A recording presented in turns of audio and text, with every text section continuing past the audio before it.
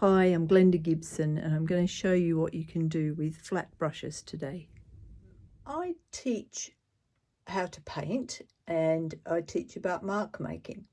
If you come to my classes, you'll hear me say you can make a mark with anything, and I demonstrate many things you can make a mark with. But today I was thinking about just the variety of marks you can make with one single tool. And brushes. We usually make our marks with brushes.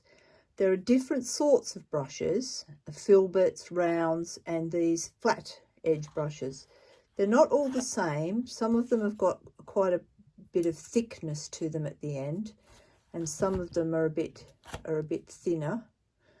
And this one looks like a flat edge, but if you look really closely, you can see that it's got slightly, some of the bristles are slightly different, so you get a bit of a uneven edge. That's pretty good. It's pretty good. So I just want to talk about making marks with this sort of brush and why I use it. First of all, it's a different mark from a round mark, so you can get quite a boxy, straight mark with it, which is in quite a contrast to a round or a filbert. So this is a filbert I'm about to use. When you use a filbert, you end up with that rounded off end,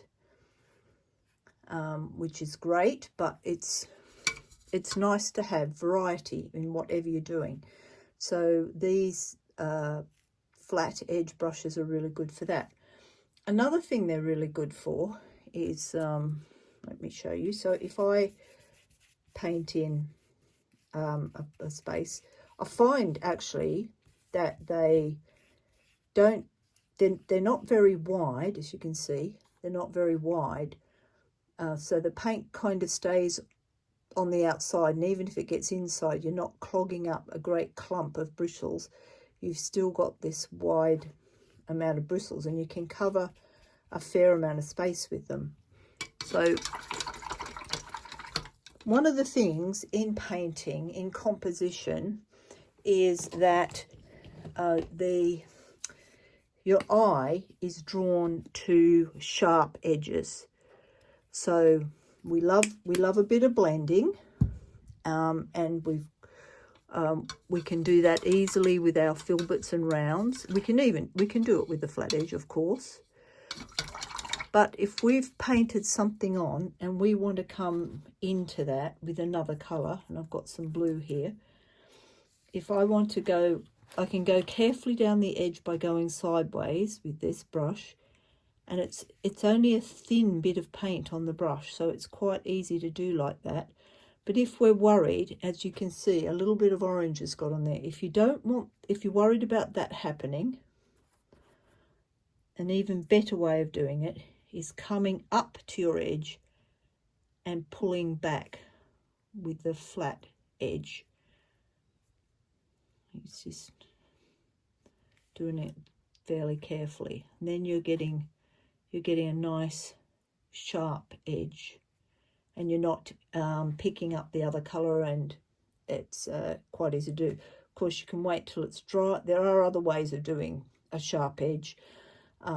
Masking, stencils, all sorts of other ways of doing sharp edges. But if you're just cracking on with your painting and you just want to use brushes, I have found these flat brushes to be excellent for, I call it cutting in, and I guess in a way that's what it is. You're cutting in to the design you've got on the page and pulling out the colour from that sharp edge.